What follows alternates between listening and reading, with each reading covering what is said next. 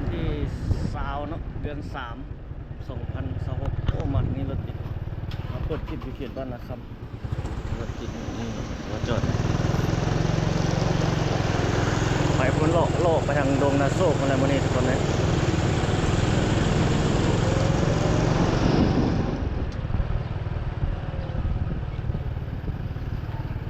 สภาพ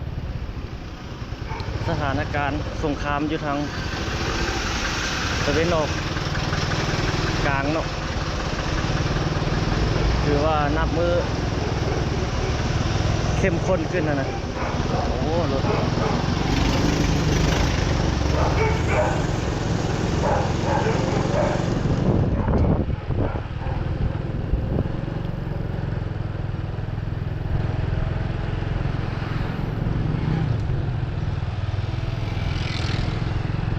นับเข้มข้นขึ้นเนาะ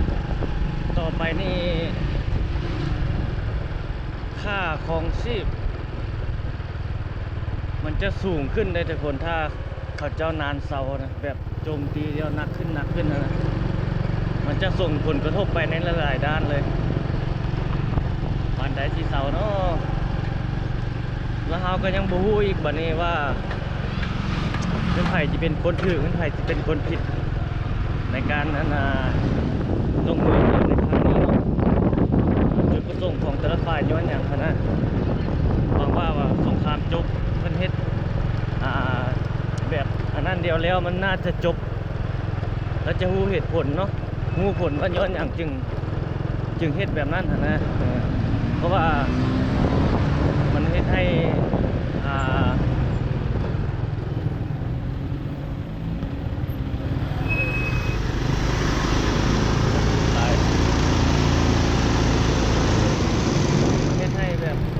คนทั่วโลกได้ลำบากไปตามๆกันได้แต่ละมือนี่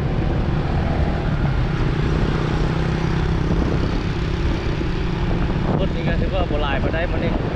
เพราะว่าเพิ่นได้ลดผ่อนให้พนักงานภาครัฐนั้น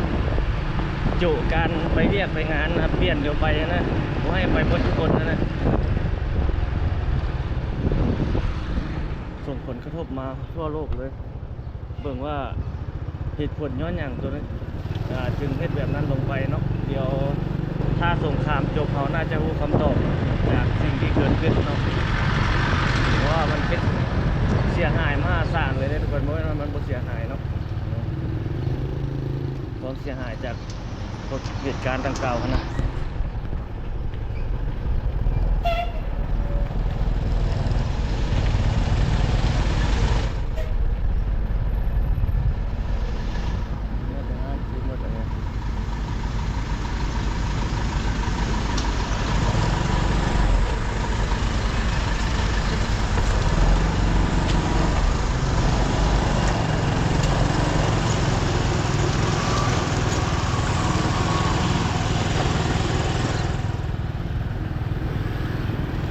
มันแพงรถก็ยังออกมาถ่ายอยู่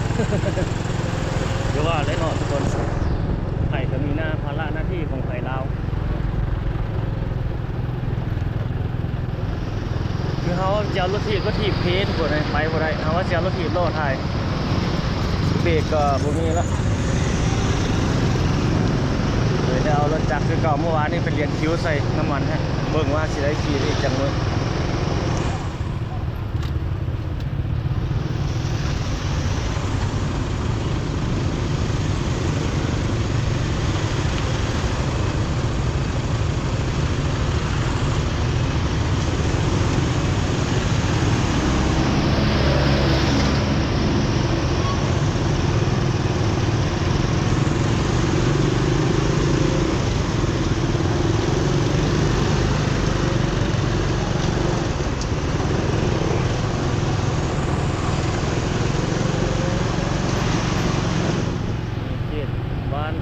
ลมมันโซ่แบบนี้ต่อไปพุ่งกระบะทางเขาจะเข้าแถวทางหน้านี่เข้าไปทางนั้นเนาะได้มีตึกขึ้นนี่อีกได้ทุกคนเห็นบ่นี่นะโอ้เขาผมมาแป๊บเดียวนั่นขึ้นอีกตึกหนึ่งนี่ครับนี่ขึ้นนี่อีกตึกหนึ่งแล้วมีตึกอาคารสูงขึ้นอีกแล้วเขตบ้านดงนาโซกเดี๋ยวว่า ดินนิดหน้อยนึงก็สามารถเฮ็ดเป็นตึกสูงๆขึ้นมาได้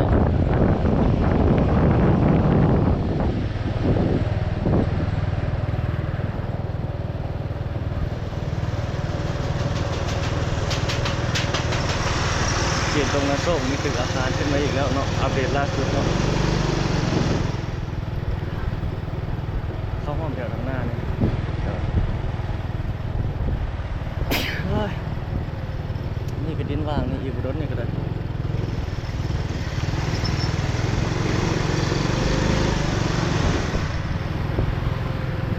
เข้าห้องทางหน้านี่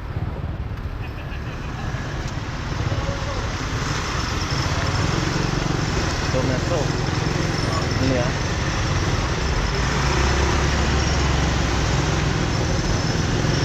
นี่โบราณที่ตัวนี้โบราณตัวนี้เข้าไปทางหน้ายังมีตึกอีกตึกหนึ่ง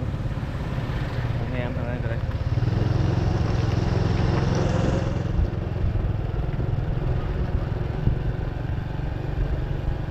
โอ้นี่ท่อระบายน้ำเต็มเลย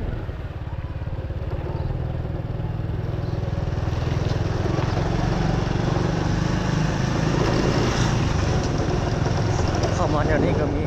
ห้องเช่าห้องแถวหลายอยู่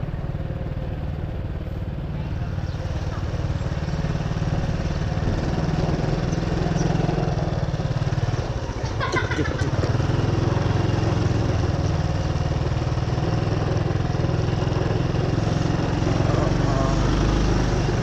โอ้มองมองทางหน้านี่เต็มเลยอ๋อเบิ่งจนเต็มเนาะเป็นทั่วเลยดกดีไหมมองมองนี่มีเขตบ้านดงกระโซกด้วยทุกคนเอาเข้ามา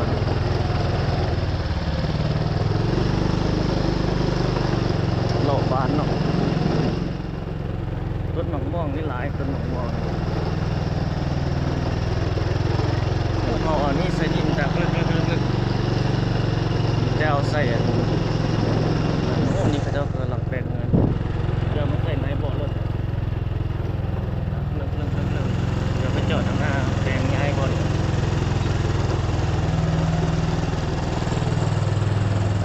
ทางนี้ก็ได้อันนี้ก็ว่าเปิดบริการแล้วก็โรงแรมยาเย่โรงแรมจีนอันนี้ก็ได้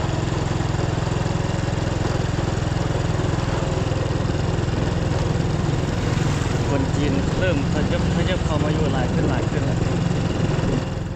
แถวนี้ป่าเขาเจ้าเช่าตอนนั้นเนี่ยเขาเจ้าเห็นเป็นตึกเป็นอาคารสูงขึ้นมาหมดเลย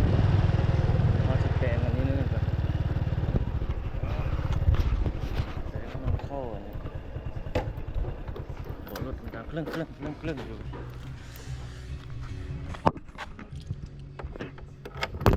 ท่านเขาเจ้าโคตรเปิดเพลงรู้สติลิกจิตหรือเปล่า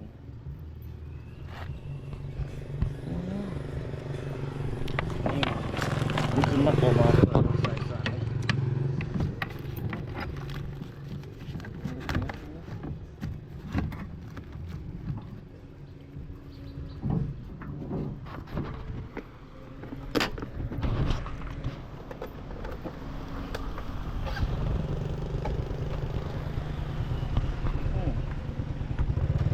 ร้อยก่อนเอาละ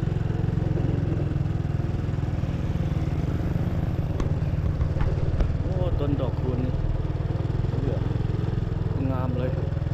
สงกรานต์เลยสงกรานต์ใกล้มาแล้ว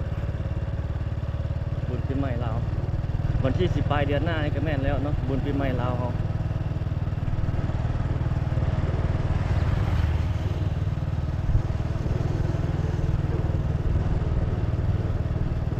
บ้านเรือนก็ยังขึ้นแบบหลายอยู่เด้วยขึ้นมาใหม่นะแปลงใหม่นะบางหลังบางงานก็เจ้าของดินเจ้าของเงินแปลงใหม่เองบางหลังก็ปล่อยปะให้นักลงทุนมาเศร้ามาเฮ็ดมาสร้างไม่อยากผมอันนี้ไป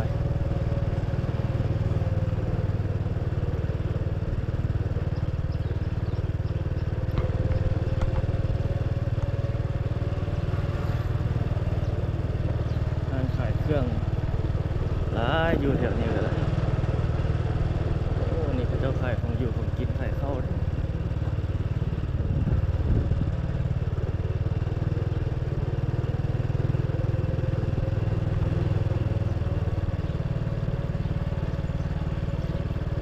บ้านยามแรงนะโอ้หมอกม่วงเต็มเลย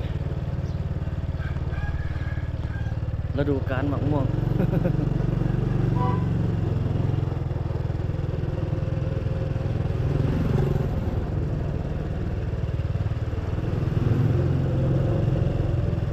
นี่ประกาศขายดินนี่วะประกาศขายแบบนี้ถ้าคนจีนเขาเจ้ามาถามเลยถ้าเขาเจ้าซื้อได้เขาเจ้าก็ซื้อเลยซื้อแล้วก็ไปเฮ็ดไปลงทุนสร้างเฮ็ดอาคารไปกับลุ่มข้างหน้าเขานี่ก็เป็นทุ่งไปซื้อคนยังบ่ได้ดิเจ้าแปลงทางไปแล้วโอ้ไปเจ้าแปลงทางแบบนั้นเลยเขาบ่ได้มาเติมโอ้แปลงทางน้องก็จะซื้อดิจะถมดินถมดอนเลยเดินคนกว้างเลยดิน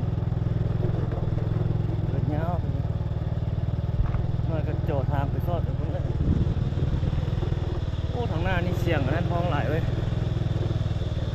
เสียงจักจันห้องเลยอ๋อต้นสามสา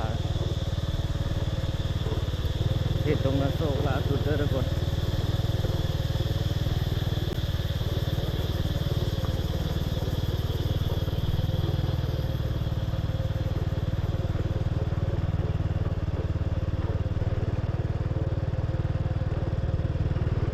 อันนี้มันบริไกลจากไซน่าทาวเลยเขตนี้มันบริไกลจากเขตสันเจียง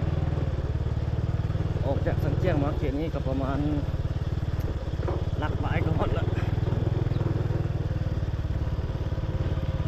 ขี่รถก็4-5ถึงหมดละ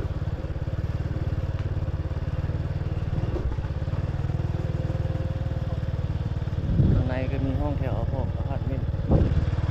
กินว่างนี่ก็บโดนอะไรนี่นะบโดนก็มีคนมาซ่อมมาเฮ็ดมาจับจองเนาะ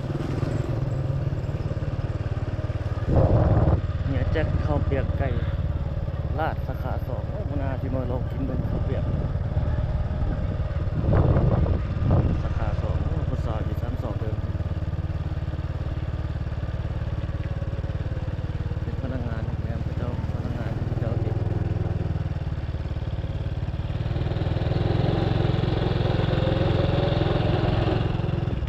โอ้แบบนี้ทอดเอาทางหน้าครับนะวันนี้หล่อมาทางนี้วันนี้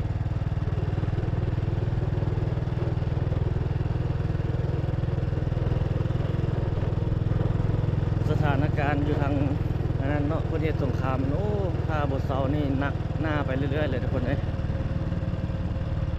น้ำมันนี่อย่าว่าบ่นั้นเลยน้ำมันนี่ถ้าน้ำมันขาดแคลนเนาะมันบ่ขาดแต่ว่ามันจะแพงขึ้นนะแล้วทุกอย่างมันจะแพงขึ้นไปตามเลยทุกคนสมมติน้ำมันขึ้นแพงเนาะวันนี้สาวสกรสาวบ่มันแต่ผู้ที่เอาขี่รถไปมาหั่นมานี่เลยคือน้ำมันขึ้นในค่าโดยสารก็ขึ้นเลยเนาะถ้าโรงงานในเครื่องของกับเจ้าก็เนาะมีค่าใช้จ่ายขึ้นนะแล้ววันนี้พืชผักนานาพันธุ์เนาะของสาวเกษตรกรก็ใช้เครื่องจักรได้ส่วนหลายเป็นการเฮ็ดนะเอาเครื่องจักรเฮ็ดวันนี้ซื้อน้ำมันมาเฮ็ดเนาะซื้อน้ำมันมาคาดมาไทยอันนั้นนี่ก็จะเพิ่มขึ้นอีกนะนี่แหละทุกคนมันจะส่งผลกระทบไปตามๆแบบนั้นเลยถ้าไปสาวเกษตรกรบ่มีเงินบัดนี้บ่มีเงินไปซื้อก็ถือว่าบ่มีเงินอันที่มาเฮ็ดเนาะเพราะว่าต้องใช้เงินในการซื้อเครื่องซื้อของมาเฮ็ดเฮ็ดสวนที่อย่างนะมันต้องแบบนั้นเนาะแพงขึ้นตามเดิมหมดได้แบบนี้นะถือว่าหนักหน้านะ ถ้าว่ามันโบเซามันยืนเยอะเขาได้ยินว่ายังจะมีการข่าวไม่อย่างเบื้องเพจเบื้องอย่างแต่ว่ามันยังบ่เป็นทางการหรอกว่ายังสิตัดสายสื่อสารว่าไม่อย่างใต้ดินอีกวันนี้แห้งนักหน้าไปอีกวันนี้อินเทอร์เน็ตทั่วโลกอีกวันนี้ใต้น้ำบนใต้ดินเนาะใส่อินเทอร์เน็ตที่เสื่อมทั่วโลกเขานี่มันอยู่ใต้ทะเลได้ทุกคนเลยใต้มหาสมุทรใต้ทะเลใต้อย่างอีกอย่างนี่ถมดินถมโดนมาเมื่อไหร่นี้ถมดิน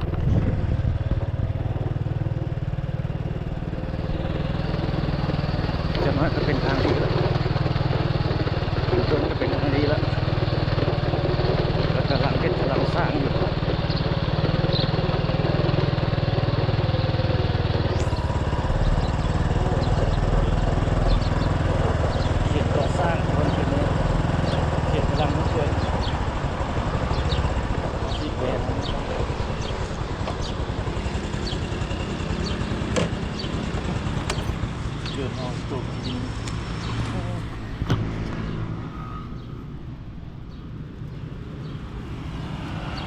จบลงที่ดินฝุ่นเลย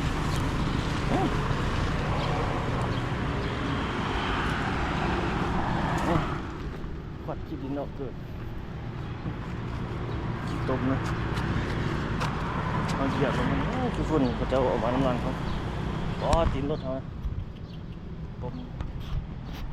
อ๋อไป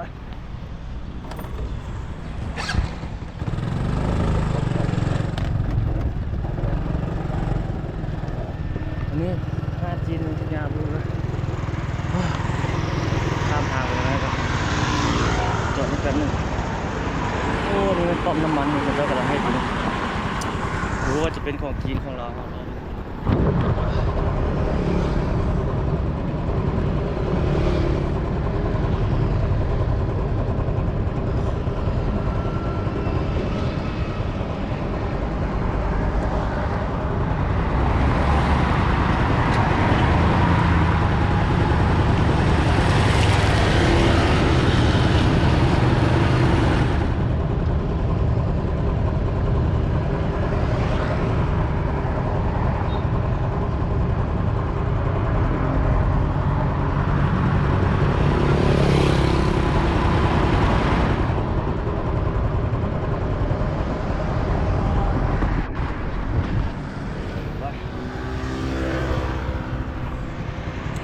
ไปต่อตามทางไปตรงนั้น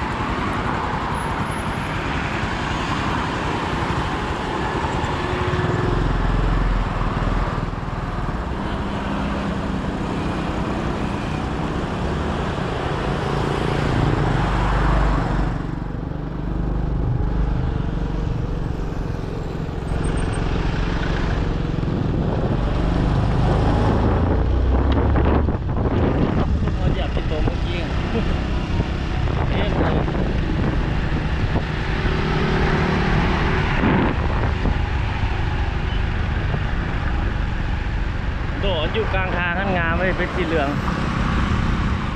แต่มันยังบ่ได้บานเต็มที่เนาะ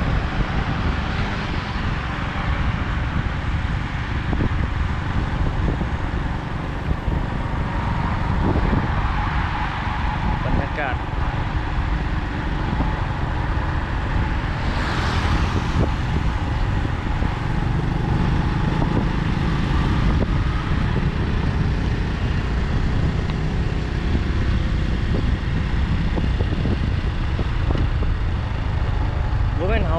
ทุกคนนั้นเรื่อง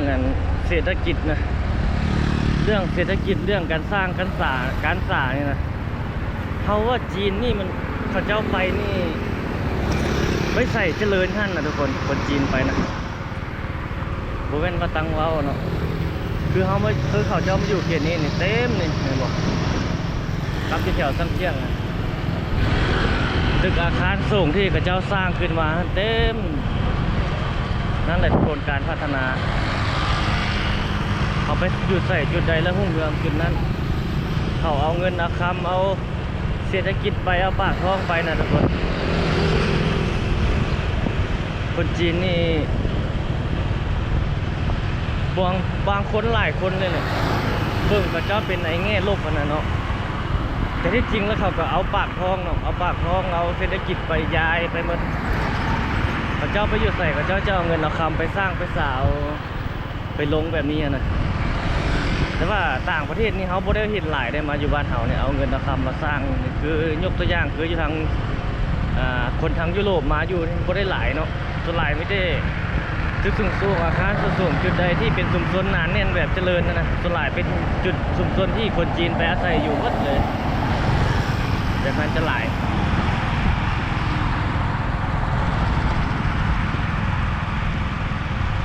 ตึกอาคารสูง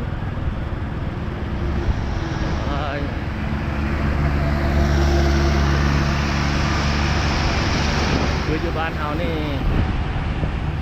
เข้ามาเรื่อยๆมีมาเรื่อยๆ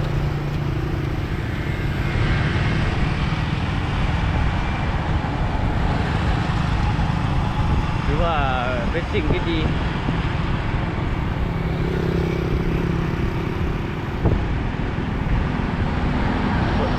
บ่ต้องย้านดอกว่าเพิ่นสิมาเฮ็ดแนวผิดกฎหมายคือเฮาเว้าเรื่อยๆย้ำแล้วก็ย้ำอีกนั่นแหละทุกอย่างเนาะทุกอันนั้นมีกฎหมายเนาะมีกฎหมายมีระเบียบวินัยถ้าเจ้าหน้าที่กฎหมายของประเทศนั้นๆเข้มงวดเขาก็จะสามารถเฮ็ดผิดได้เนาะ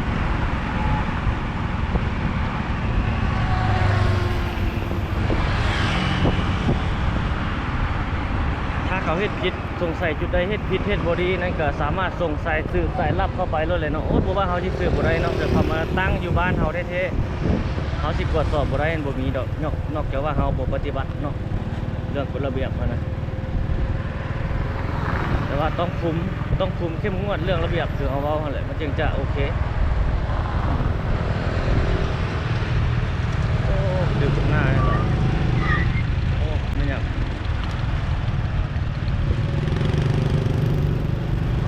เสียงรถเบรกว่ะไปทางนี้สอดสายตามีไซส์ไปทางนี้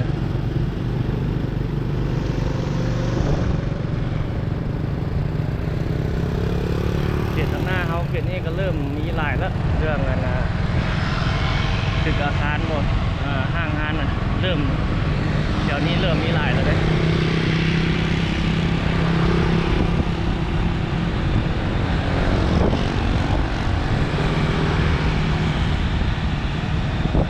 ถมดินถมดอนเริ่มเป็นแบบเขตเศรษฐกิจแล้วโอ้นี่เขาจะเอาคนบรรยากาศเอาที่มาจิ้มแถวนี้มันหลายใช่ปะข่าวจ้านอย่างมันนี่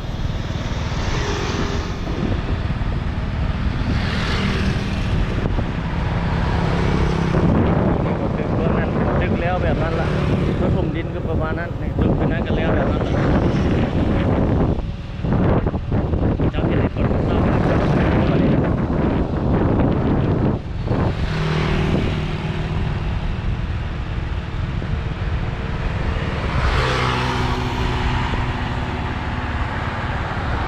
ี่ก็ห้างสินค้าของคนจีน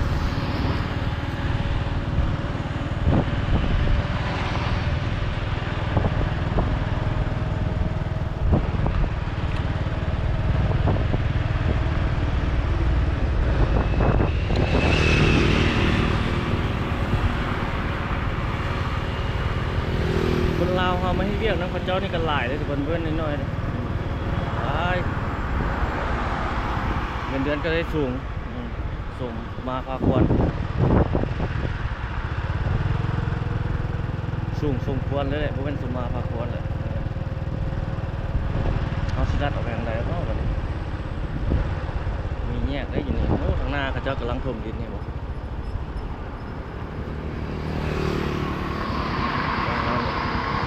เข้าทางนี้สำหรับไม่ได้ไปนะ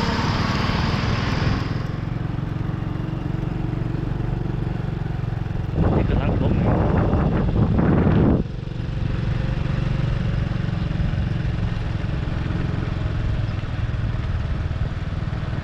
มีมาเรื่อยๆสำหรับการสร้างสรรค์นี่ก็ติดป้ายขายนี่ติดป้ายขายนักธุรกิจนักลงทุนเพื่อนเห็นนี่ก็เป็นโอกาสของเพื่อนเราเลยมาอยู่มาสร้างมันก็ไม่ได้ไกลจากเขตทั้งเชียงเขตเศรษฐกิจเนาะ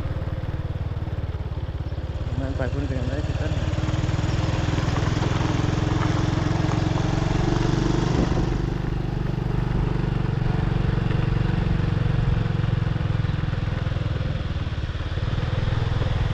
เขตนี้เป็นชุมชนเนาะ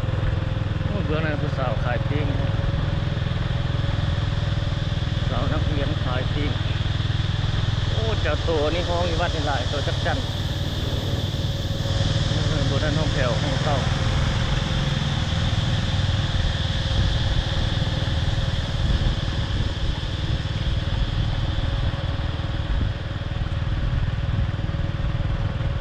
อันนี้ได้ไซส์ทางดีแล้วอันนี้แถวนี้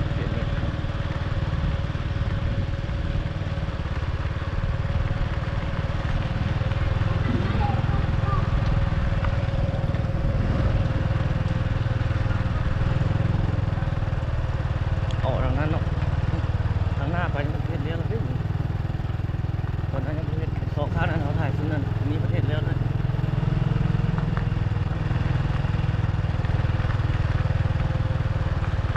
พวกนี้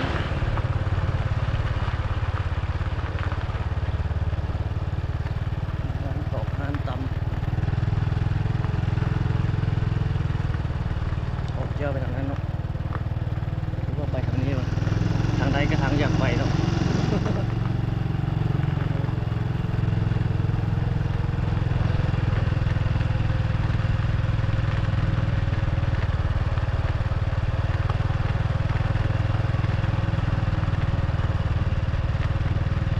โอ้ยเกินจับเห็ดไว้ให้ตาย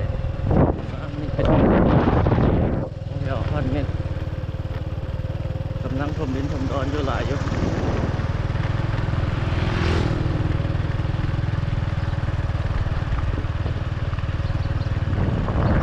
มันจะออกตัวคอนเทนเนอร์เฮ็ดกำแพง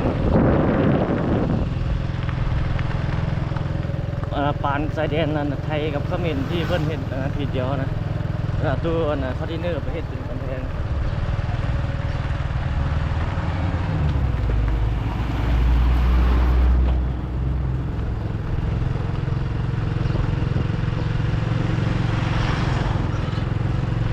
เขตนี้ก็เป็นชุมชนแบบมีร้านค้าร้านอย่างหลายอยู่ร้านขายเครื่องขายของ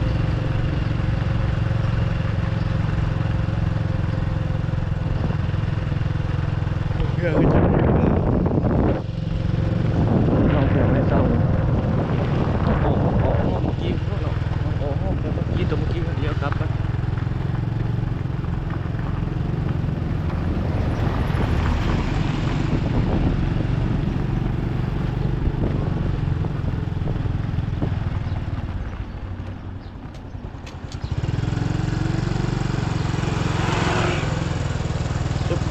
มันจะไปห้อมตรงที่มันจะสอดออกคนก็น่าจะสอดออกทางนั้น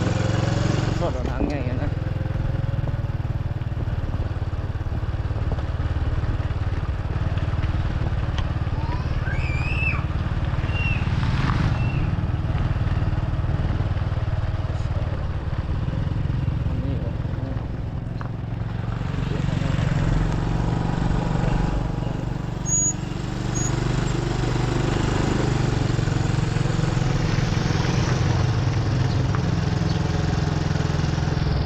โลกบ้านยามแรงทุกคนเลย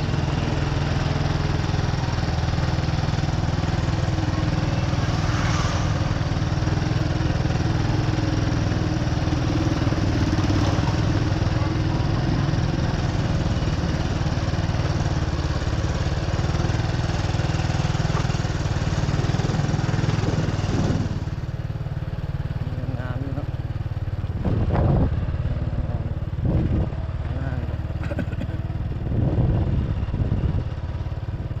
โอ้หมองในสะอ่อนในยามนี้ทุกคนเป็นสวยเลยนี่มาสอดทางไงแท้เนาะว่าละ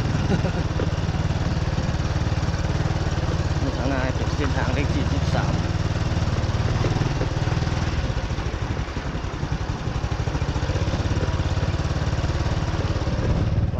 ตอนนั้นก็ยังอยู่แบบเดิม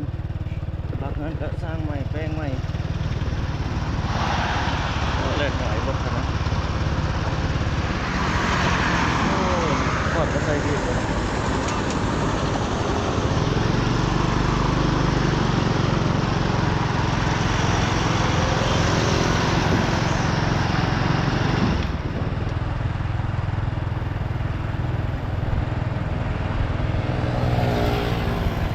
กาศเนาะคือว่าอย่างมืดเนาะทุกคนเปลี่ยนกล้องโทรศัพท์เลยเปลี่ยนกล้องโซ่เลยเอ้าโอ้ได้หลายเติมนาทีแล้วเนาะคลิปนี้ประมาณนี้ก่อนทุกคนเนาะเอาภาพสดโตในคลิปวิดีโอถัดไปคลิปนี้จะขอจบไปเพียงเท่านี้ทุกคนเนาะขอบใจที่รับชมทุกคนพบกันใหม่